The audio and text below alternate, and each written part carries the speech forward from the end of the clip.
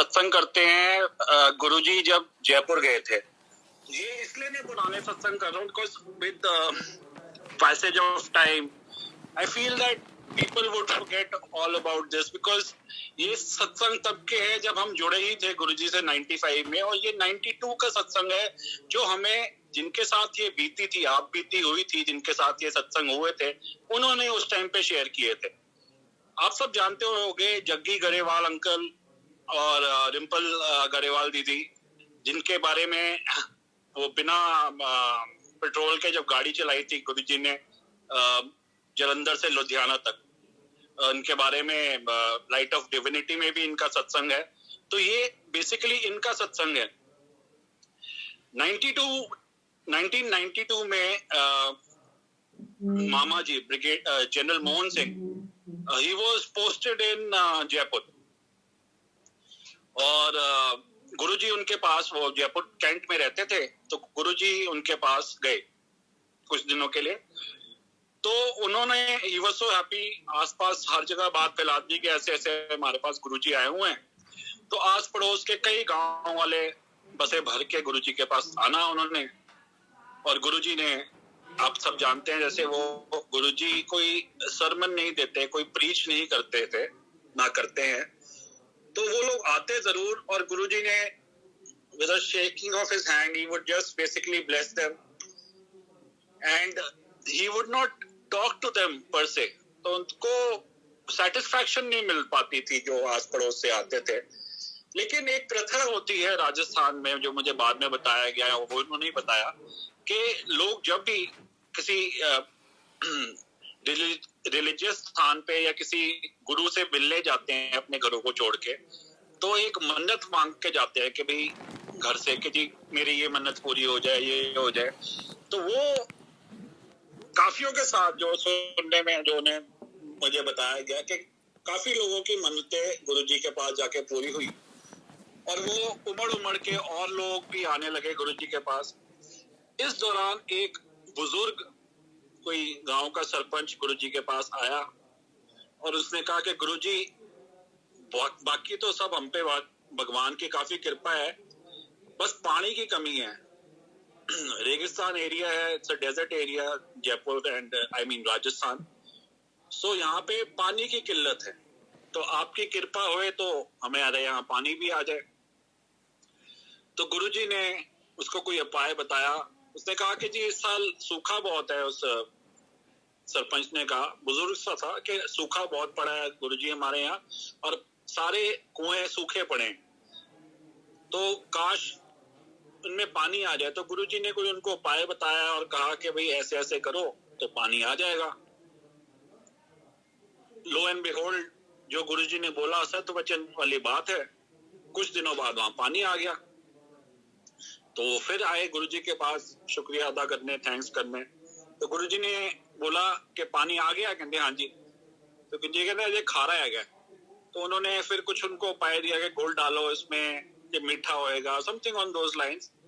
पर उन्होंने कहा साथ में कि ये पानी ना कभी बेचना मत, नहीं तो ये सारे कुएं सूख जाएंगे। तो बड़े खुश हुए, और उन सब ने गुरुजी को एक तरह से इनवाइट किया कि पधारो मारो गांव, पधारो मारो देश, जो कहते हैं राजस्थानी लोग, कि आप हमारे गांव आओ। तो गुरुजी ने कहा अच्छा मैं आवांगा, और उनको एक दिन निश्चित कर दी कि भाई इस दिन मैं आऊंगा आपके यहाँ पे गांव में। तो उस गांव वाले सरपंच ने आसपास के गांव में डोंडी पिटवा दी और बोला कि भाई ऐसे ऐसे एक महापुरुष हमारे बीच आएंगे फलां तारीख को, तो आस पड़ोस के भी गांव वाले आके उनके दर्शन कर लें। जब गुरुजी वहां पे मामी जी के साथ वहां पहुंचे, तो क्या देखते हैं कि करीब 5 से 10 हजार बंदा वहां पे इकट्ठा हुआ है।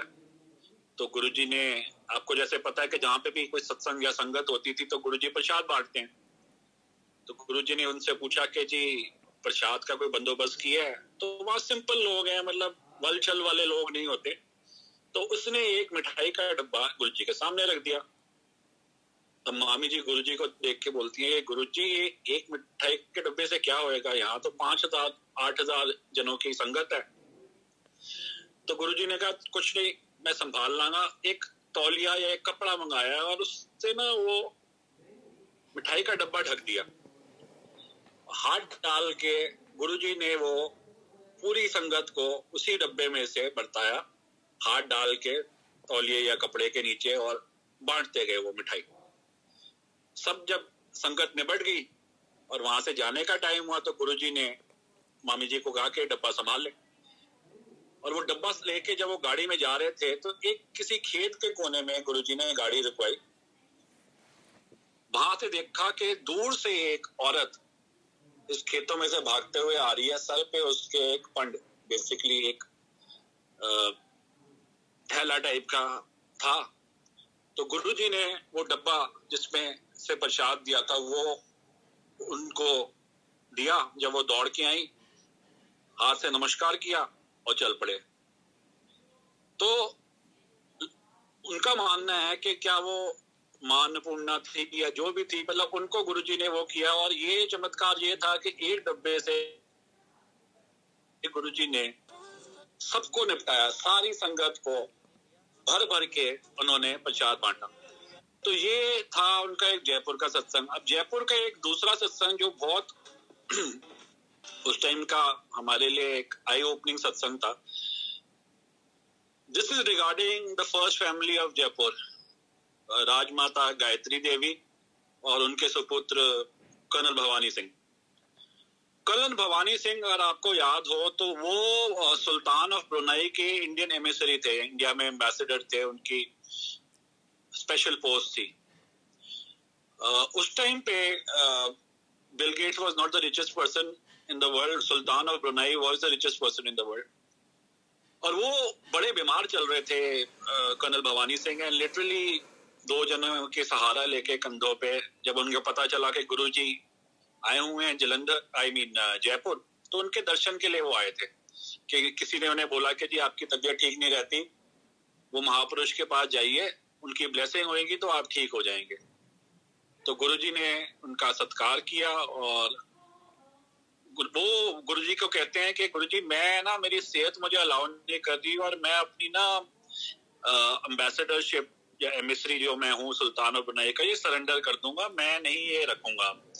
तो गुरुजी ने कहा कर्नल साहब तुम ठीक हो जाओगे, ना छड़ना। एंड गुरुजी के वचन तो पत्थर की लकीर है, आप सबको पता है। वो ठीक हो गए और चंद दिनों बाद, कल 2 हफ्ते 3 हफ्ते बाद, उन्होंने गुरुजी को संगत के साथ राजमहल, अपना जो मेन महल है, पैलेस है, उसमें इनवाइट किया।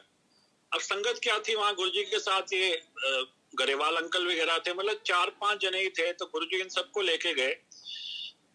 उस राजमहल में एक कमरा था जो सिर्फ रॉयल्टी, जब कोई और दूसरे देश का राजा महाराजा जब कोई आता था तो उसी के लिए खुलता। लास्ट वो खुला था जब क्वीन विक्टोरिया शायद आई थी जयपुर, कई सालों, मतलब tens of years back, decades back.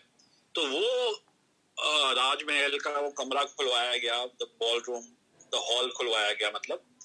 और गुरुजी का वहां पे आदर सत्कार किया गया उनको। और उनके साथ जो संगत थी, जैसे जग्गी गरेवाल अंकल वगैरह, इन सबको सोने की थालों में लंगर परोसा गया। लंगर करके गुरुजी ने कहा, गुरुजी को कर्नल भवानी सिंह ने कहा कि आओ गुरुजी मैं आपको एक टूर देता हूं अपने पैलेस का। तो वो ऊपर छत पे ले गए उनको, गुरुजी को। तो वहां पे ना थोड़ी थोड़ी जगह दूर पे ना उन्होंने अपने छत पे बार बनाए हुए थे। तो गुरुजी ने कहा आ की है गया, तो कहती गुरुजी ये बार है। तो गुरुजी कहते ने कि तुसी फिर ला नहीं रहे, मतलब यू आरंट हैविंग एनीथिंग।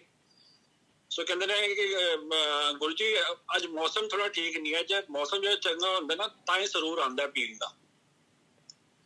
तो गुरुजी कहते तुसी अपना काम करो तो मैं अपना काम करना वा। गुरुजी ने उस टाइम पे बिना बादल के मेघ बरसाए।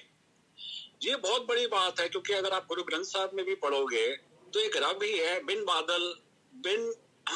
बादल मेघ जो बरसा सकते हैं वो सब रब के हाथ में ही है। तो this was one of the many times when Guruji showed us that he can change the weather as well, and that is what he did. This also brings me to another point, that it is our belief and are basically the way we've been brought up that we think of, say, drinks as being taboo. I mean, हम कहते हैं कि यार पीना अच्छी बात नहीं है. Point taken, maybe it is not good for us health-wise, but just to pin it on Guruji, कि भी जी Guruji मना करते थे, that is all wrong. I mean, there were times, I still remember, Guruji had taken us to Suman Uncle's party in SP Marg, the railway colony. And over there, there was this bar also and drinks were being served there, and Guruji told me and Shelly, "Jao tusi do la ke aao." So, I mean, I know for a fact he never used to say no to all this. We are not debating whether it's good or bad. What I am just trying to say is that we don't need to add ourselves what Guruji meant or what Guruji said. We just have to stick to the basic facts. कि भी आ सेगा ते आ हैगा. Anyways, in the next few days, probably I will talk about my first life, second life, third life. That is my personal satsang, and I would definitely like to share it with you. But right now, I'm more inclined towards sharing satsangs which brought out the divinity in our Guru, because that is what brings in faith. So I've been trying to stick to that only. And I guess today also, as Vikramji was saying, a lot many people are lined up for satsang probably today and tomorrow. So my satsangs can wait. Let us get to know other people's satsang as well. Jai Guruji, Shukran.